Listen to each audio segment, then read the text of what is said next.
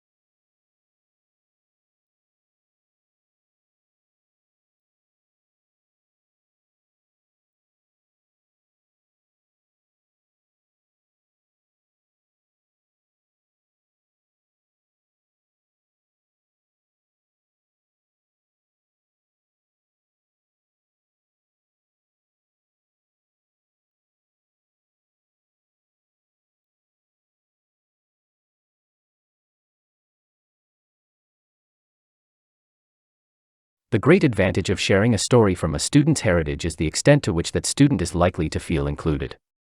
I had an experience recently where a 9-year-old student, who had started school in the UK 3 weeks earlier and had not yet spoken in her class, beamed with joy as I was telling her class a story in English that she had read in her mother tongue just beforehand. Some of her classmates occasionally looked from me to her while I was telling the story, to show her how much they were enjoying sharing a story from her culture.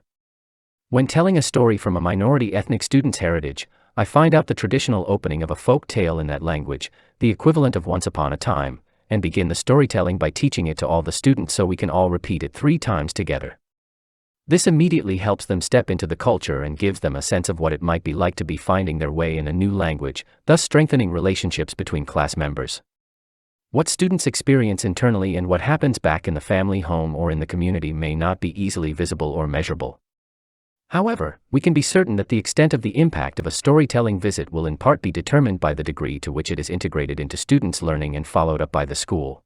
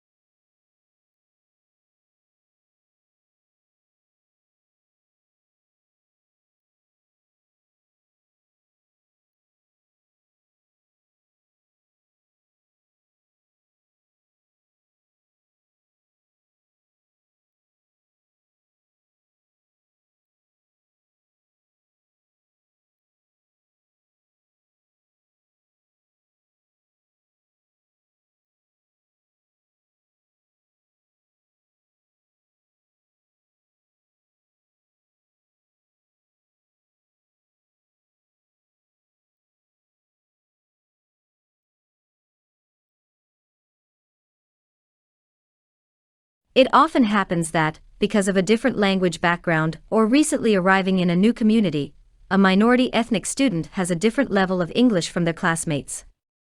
Where their use of English is strong, they themselves could be encouraged to share a story from their heritage with their classmates. In doing so, they are giving something of great value that is likely to be remembered. Where the student's classmates are stronger in English, the teacher can co-construct an activity with the student, identifying a local heritage tale, agreeing how it should be told and then sharing the story with their classmates. Alternatively, stories can be translated into the mother tongue, rehearsed in advance, and then told in English either using online translation or preferably with the support of someone from that community who speaks the mother tongue. Such approaches involve the child, teacher, and community, and engage the learners in linguistic, cultural, and social activities.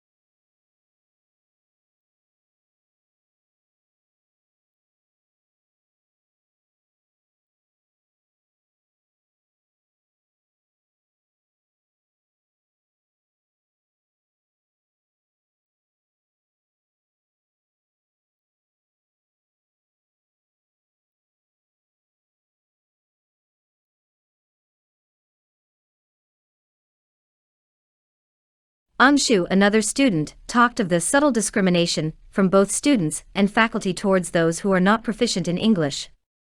Like others, he also vouches for the effectiveness of the mentorship program, which helped him stay motivated and gain some proficiency in English, enabling him to engage more effectively with classroom discourse. He asked for continuing support, saying that 2 semesters are not enough for him and others like him to become proficient. He also hoped that schools would move away from rote-based learning and allow possibilities for students to engage in the learning process.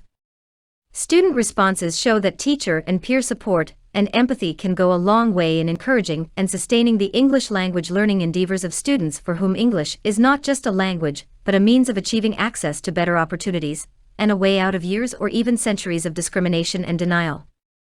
While government policies and curriculum design may try to empower individuals and communities, it is the teacher who is the key to making dreams a reality and helping students achieve their potential. And it would be a good idea to learn from student and teacher experiences of what the most effective practices are.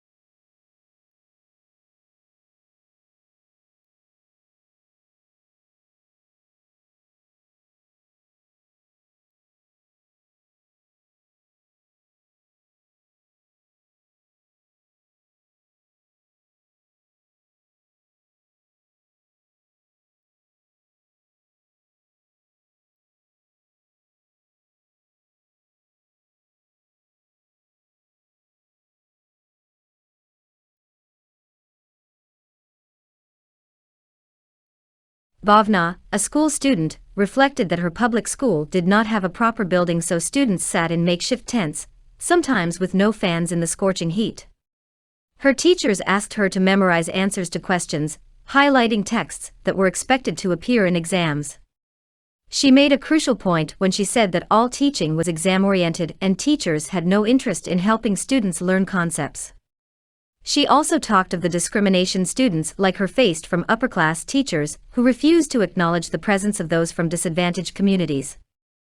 Bhavna felt lost in the first semester at AUD, since she could neither comprehend the reading texts or class lectures delivered in English or make sense of the teachers' expectations when they asked students to write original essays.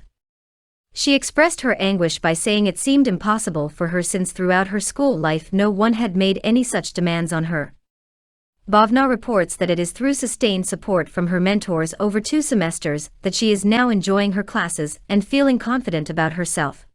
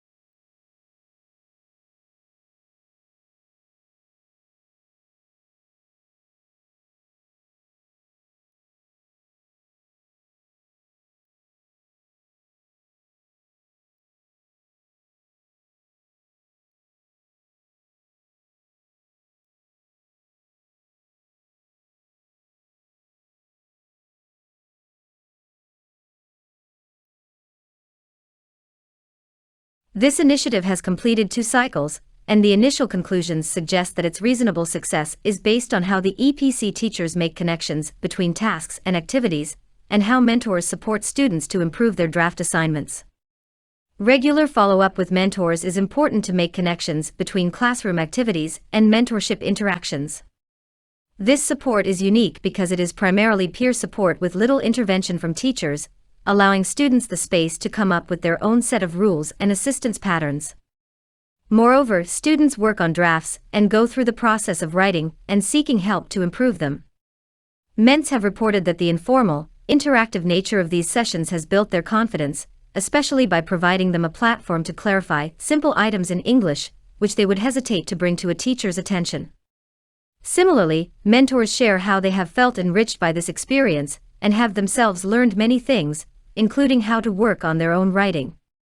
Some of the challenges faced were the inability to find a quiet space for the mentors and ments to interact, finding common available time slots for both the mentor and ments, managing mentee expectations when they sometimes expected the mentors to write their essay for them instead of going through multiple drafts, and for mentors, the ability to offer suggestions without being didactic.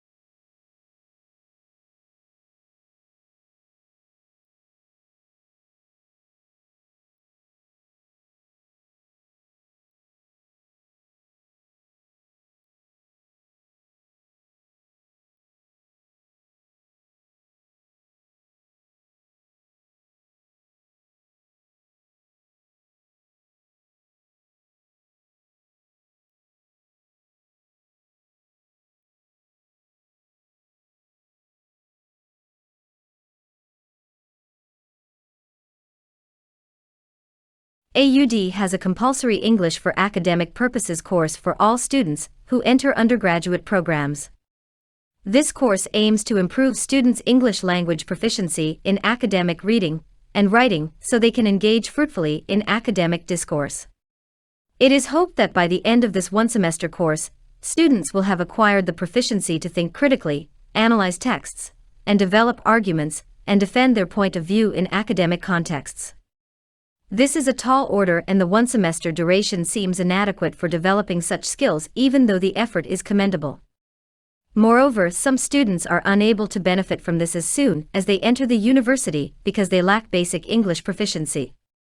These are usually students who are first-generation learners or come from either regional language medium schools or schools that claim to teach in the English medium, but do so inadequately. Most of these students belong to disadvantaged groups such as low-income families and low castes. Thus, a bridge program, the English Proficiency Course, EPC, is offered to these students. Marking the transition from school to university, it helps develop learner confidence and familiarity with the language in social contexts.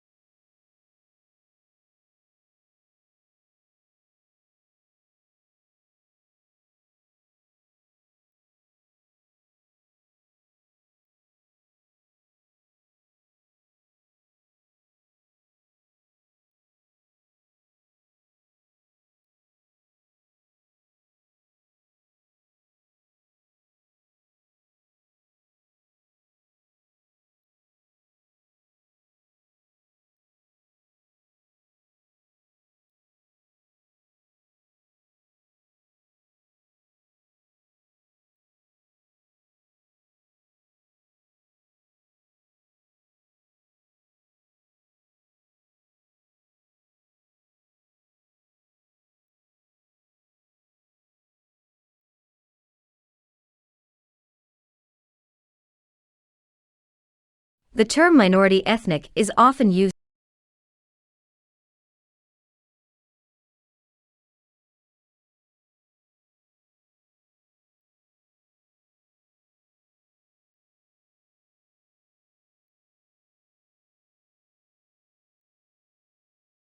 In the period 2015-16, more than 1 million refugees and migrants passed through Greece, having fled violence and persecution in their home countries. According to this data, refugees and migrants entering Greece mostly came from Syria, Afghanistan, Iraq, Iran and Pakistan, and 62% were women and children. They were largely heterogeneous in terms of language, religion, nationality, culture, socioeconomic status, and legal status, and moved from the Greek islands to the mainland and then onwards to other European transit countries. Since the implementation of the EU-Turkey agreement in March 2016, however, most refugees and migrants arriving in Greece were prevented from moving on, leaving almost 60,000 people based in Greece, including more than 23,000 children. The demands on humanitarian aid for refugee and migrant populations increased hugely, with families in need of adequate shelter, food, basic support, and health services. Refugee and migrant children and adolescents face unique challenges, including separation from their parents and other family members, varying levels of familiarity with, and adjustment to, a new culture, lack of access to education and healthcare services, language barriers, uncertain legal status, prejudice and social exclusion, multiple moves, and trauma exposure that can increase the risk of psychological, behavioral, or emotional problems and school failure.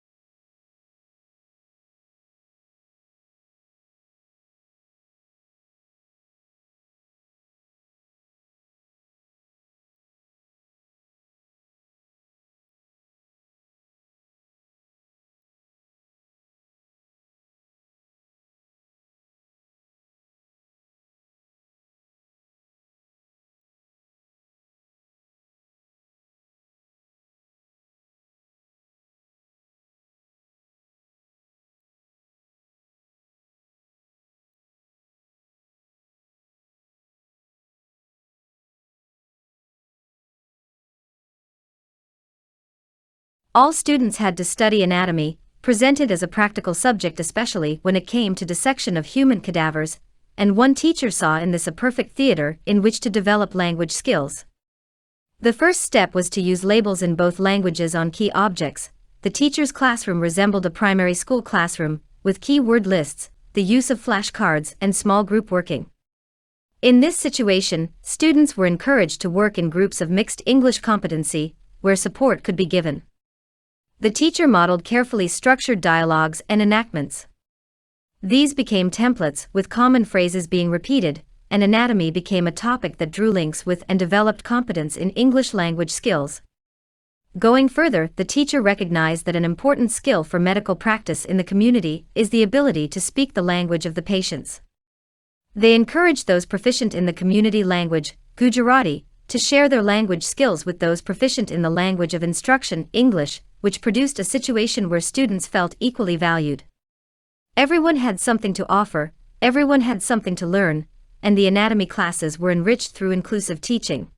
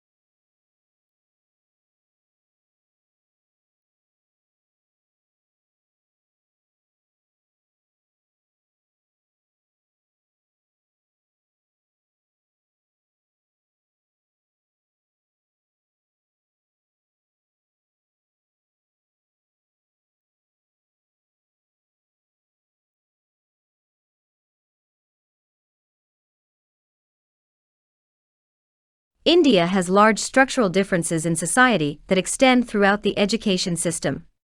To help address this, the state of Gujarat has a quota system whereby entry to sought-after courses at higher levels of education is awarded to a certain number of those who would traditionally have been excluded.